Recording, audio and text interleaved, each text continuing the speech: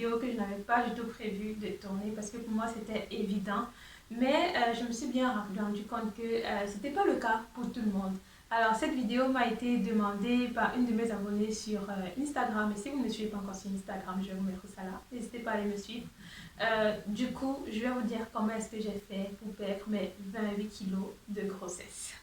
Hello tout le monde et bienvenue sur ma chaîne. Merci d'avoir cliqué sur cette vidéo. Comme vous avez bien pu le comprendre dans l'introduction de cette vidéo, je vais vous dire comment est-ce que j'ai fait pour pouvoir perdre tous mes kilos de grossesse. Alors, bien évidemment, ça n'a pas du tout été quelque chose d'évident, surtout que c'est un processus, il faut chercher les informations et ensuite fournir les efforts. Donc, je vais vous dire tout ce par quoi je suis passée. Alors, premièrement, ce que j'ai fait pour pouvoir perdre du poids, c'est rien du tout. Rien du tout. Mais tout premier 14 kilos, je les ai perdus très facilement. Je n'ai rien eu à faire. J'étais juste affalée sur le canapé parce que l'accouchement a été quelque chose de vraiment très traumatisant, aussi bien psychologiquement que physiquement. Du coup, je n'étais pas capable de faire quelque chose, de penser à perdre du poids. Je le voulais, mais je ne faisais rien pour en fait. Donc j'ai perdu facilement mes 14 premiers kilos parce qu'il s'agissait beaucoup plus d'eau, d'accumulation d'eau. Mais par contre, quand il a fallu perdre mes 14 kilos restants, là, je me suis battue et il a fallu que je fight avec les kilos.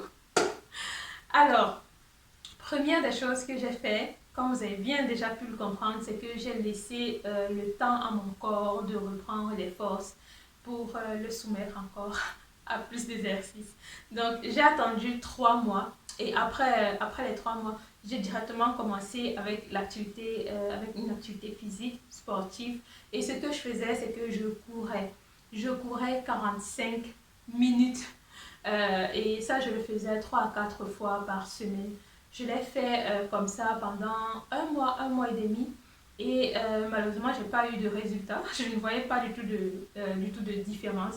Bien qu'à cette période-là, on me disait, mais Mariette, pourquoi est-ce que tu veux perdre du poids? Tu es bien comme tu es, mais en fait, c'est personnel. C'est chacun qui se sent bien, en fait. C'est pas quelqu'un qui va te dire si tu es bien ou pas. Il faut savoir être honnête avec soi-même et se demander si ce à quoi on ressemble présentement nous convient. Et quand ce n'est pas le cas, eh ben, on travaille sur ça. Donc moi, j'ai décidé de continuer de travailler. Le sport n'a pas fonctionné et je me suis dit qu'il y avait forcément quelque chose qui clochait parce que je ne pouvais pas faire autant de sport, transpirer autant, être essoufflée et ne pas obtenir de résultats sur la balance. Donc directement, j'ai pensé que le problème était lié à ma cuisine, à comment est-ce que je cuisinais et je n'avais pas du tout tort. Donc, première chose, j'ai commencé à me renseigner sur Internet pour savoir ce qu'il fallait faire quand on veut perdre du poids de façon efficace. Et la première des choses que j'ai pu noter, c'est qu'il fallait réduire la quantité d'huile dans les plats. On ne prête pas souvent attention à ça, mais ma prise de poids m'a permis de savoir que quand tu manges, il y a des kilocalories qu'il faut calculer parce que un être humain, une femme en particulier, elle doit manger en moyenne entre 2000 et 2200 kilocalories. Pour un homme, c'est entre 2400 et 2700. Donc, pour mon cas, je mangeais excessivement parce que déjà, vu la quantité d'huile que je mettais dans mes sauces, dans mes plats, je me suis bien rendu compte que je dépassais largement, juste avec l'huile, les kilocalories que je pouvais consommer en une journée. Pour vous prendre un exemple, là, j'ai une bouteille d'huile d'olive, huile très prisée. Et ici, on a écrit pour 100 grammes d'huile d'olive, on a 824 kilocalories. 824 kilocalories juste pour 100 grammes d'huile d'olive. Donc, vous imaginez bien que si vous devez cuisiner, qu'il faut que vous devez verser l'huile comme ça dans la marmite, vous avez dépassé largement. D'autant plus que nous, dans notre façon de cuisiner, on ne se pose pas souvent la question. Ce qui est important, c'est qu'on voit bien, bien l'huile là qui nage au-dessus de la sauce et là on se dit c'est bon. Mais pour notre organisme, ce n'est pas du tout bon. Et bref, je ne veux pas expliquer ça, mais la graisse, l'huile, le cholestérol, d'autant plus quand ce n'est pas le bon cholestérol, sur le long terme, ça vous portera préjudice. Non pas juste par rapport au fait que vous aurez beaucoup de kilos sur la balance, mais pour votre santé interne, c'est vraiment important de voir ça. Une autre huile qui n'est pas du tout prisée, c'est l'huile de tournesol, qui ici, pour 100 grammes, on a 828 kilocalories. Donc vous voyez bien qu'il n'y a pas de grande différence. Je cuisinais aussi beaucoup de fritures. Et voilà, je me suis bien rendu compte que ce n'était pas efficace, c'était pas de façon efficace. Je ne cuisinais pas beaucoup de légumes. Et du coup, j'ai changé mon alimentation. J'ai commencé à cuisiner beaucoup plus de légumes. J'ai réduit drastiquement l'huile dans mes repas. C'est-à-dire qu'il y a des fois où ça m'arrive, je ne mets pas du tout d'huile. Je me suis rendu compte que c'était bon en fait. C'était bon. Et une autre chose aussi, c'est réduire la quantité de sel dans les aliments parce que le sel retient aussi énormément d'eau dans l'organisme. Donc j'ai réduit le sel, j'ai réduit l'huile dans mes repas et j'ai aussi diminué la portion, ce que je me servais. Et voilà, en fait moi je me servais un plat, je mettais du riz, mais il fallait que le plat soit vraiment bien plein de riz. Ensuite je versais toute la sauce là avec toute son huile. Et je mangeais ça et je me disais que ouais, je vais perdre du poids parce que j'ai fait le sport le matin. Alors que ça ne fonctionne pas comme ça en fait. Juste le fait de bien vous nourrir, de prendre juste ce dont vous avez besoin dans une journée, c'est largement suffisant pour perdre du poids. Après maintenant, le sport c'est un accompagnement quand on veut renforcer les muscles, quand on veut être un peu plus fit, ou alors si vous voulez faire une activité qui va encore plus vous muscler. Là, ça sert, mais juste faire le sport pour perdre les kilos sans contrôler son alimentation, je peux vous assurer que ça ne fonctionne pas. Je suis la preuve vivante, je suis ma preuve vivante. Une autre chose que j'ai faite, c'est que j'ai arrêté de grignoter à tort et à travers. C'est une chose que quand j'étais en Italie, je ne faisais pas. Je ne pensais pas à grignoter en fait. Mais par contre, une fois que je suis venue m'installer en Allemagne, d'autant plus que j'étais beaucoup plus à la maison, je ne bougeais pas énormément. Du coup, à chaque fois, j'avais besoin de grignoter quelque chose. Et grignoter, comme vous savez, on grignote souvent des choses qui sont beaucoup bourrées de sucre. Et le sucre dans l'organisme, ensuite, va se transformer en gras quand il n'est pas consommé. Et ce gras-là, forcément, ça ajoute les kilos sur votre balance. Donc, il faut aussi faire attention à sa consommation de sucre, à ce que l'on grignote. Si vous voulez grignoter et que voilà, vous voulez vraiment mâcher quelque chose, je vous dirais plus de prendre un fruit. Mais faites attention, c'est pas parce que c'est un fruit que c'est forcément bon.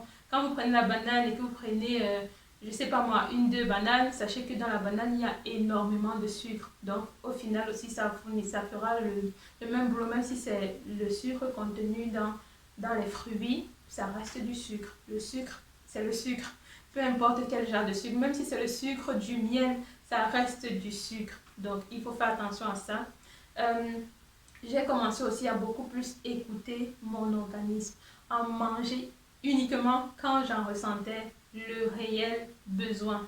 J'insiste là-dessus parce que moi, je me disais souvent, bon, c'est le matin, il faut que je prenne le petit déjeuner. Je ne me disais pas, c'est le matin, il faut que je mange parce que j'ai faim. Je me disais, c'est le matin, il faut forcément que je prenne le petit déjeuner. Et je faisais pareil à midi. Sauf que je me suis bien rendu compte que le matin, je n'avais pas forcément faim en fait. Je n'avais pas faim. Et je me retrouvais à manger comme ça et ça fait en sorte que tu accumules, les kilocalories sur les kilocalories et qui ne sont même pas nécessaires. Donc j'ai vraiment commencé à écouter mon corps et à manger uniquement quand j'avais vraiment faim. Comment est-ce que je sais que j'ai vraiment faim? Vous allez me poser la question.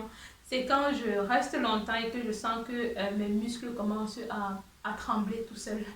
Parce que là, ça veut dire que votre organisme maintenant commence à puiser son énergie dans vos muscles. Donc, il prend des protéines. C'est pour ça que votre corps commence vos muscles commencent à trembler. Et c'est là maintenant que je me nourris. Parce qu'il a déjà consommé toutes les réserves d'énergie qui étaient là et qui étaient faciles à consommer. C'est pour ça qu'il revient au niveau des muscles.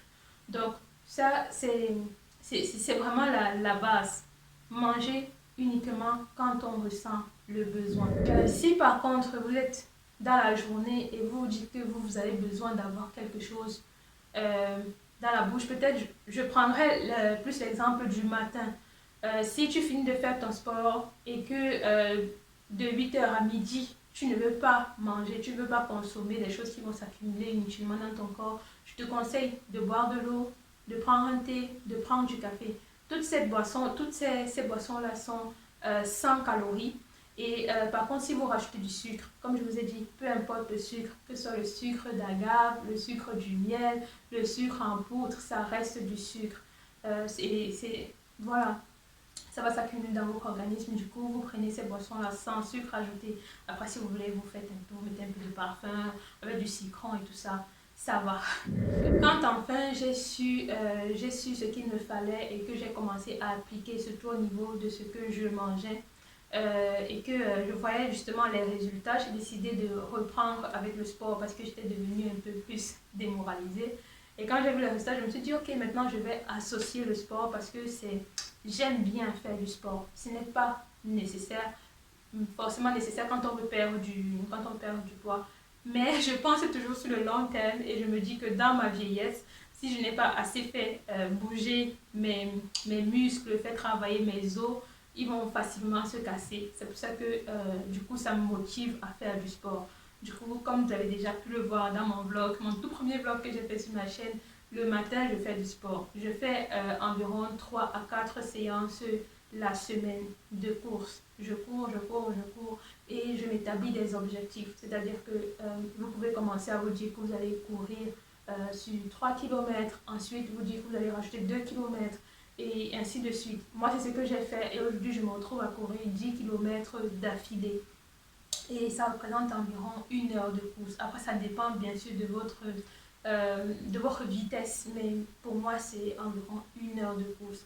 Et quand je ne peux pas courir, je me rassure de marcher suffisamment. Pour moi, le suffisamment représente les 10 000 pas par jour. Aussi simple que ça. Pour marcher, tu te mets en route et tu parcours tout le quartier et tu vas te rendre compte que voilà, tu atteins facilement tes 10 000 pas. Il y a aussi le vélo qui est vraiment efficace. C'est ce que je faisais en Italie. Mais depuis que je suis en Allemagne, voilà quoi, j'ai perdu cette habitude-là. J'aimerais bien recommencer, mais le vélo aussi est vraiment efficace, surtout si vous vivez dans des endroits où il y a les montagnes, les collines et tout ça. C'est vraiment super, vous allez transpirer le feu. Voilà, c'est tout pour moi, c'est tout ce que je pouvais vous partager, toutes mes astuces que j'ai eu à utiliser, qui ont fonctionné sur moi et voilà, comme vous pouvez le voir, j'ai repris la forme, je suis vraiment très contente, bien que je m'étais lancé le défi de pouvoir atteindre les 63 kilos, parce que maintenant je suis à 65. Mais bon, c'est beaucoup plus difficile, du coup il faut encore pousser la chose. Et c'est pas vraiment évident. Je verrai bien comment faire si je réussis à atteindre les 63 kilos. Si je ne réussis pas, c'est pas grave, j'ai déjà perdu mes 28 kilos de grossesse. Ce sera tout pour cette vidéo. Si vous avez des suggestions de vidéos, suggestions de sujets de vidéos, si vous avez des questions à me poser, n'hésitez pas à les mettre là en commentaire. N'hésitez pas aussi également à vous abonner à ma chaîne pour ne rien rater, à liker la vidéo et à la partager éventuellement à ceux et celles qui pourraient être intéressés. Donc voilà, c'est tout pour moi. Je vous dis à très bientôt et ciao!